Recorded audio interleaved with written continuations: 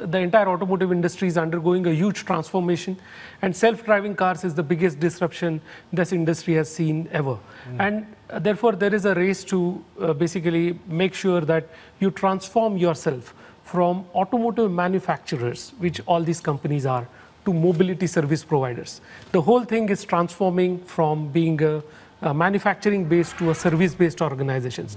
And therefore, all these tie-ups are a part of that, because genetically these companies like Toyota are not really used to providing services, are not really used to providing very heavily electronic vehicle. Their product cycles are very long. So they need outside help, and therefore these tie-ups, Yes. which hopefully will inject some of what they need from the outside. I get that.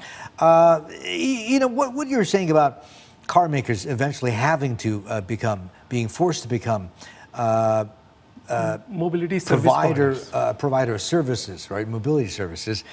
I can see that, but how easy or hard is that going to be? Do you think they're going to, at some stage, have to actually abandon this whole sense of a car as a personalized transportation device? Because for a lot of people, it is not just a commodity. That's right.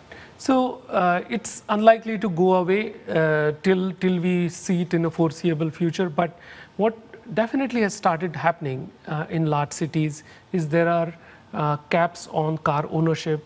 The car ownership per capita is flat for decades, which doesn't mean that mobility need has come down, but which means that people are using some other mode of mobility.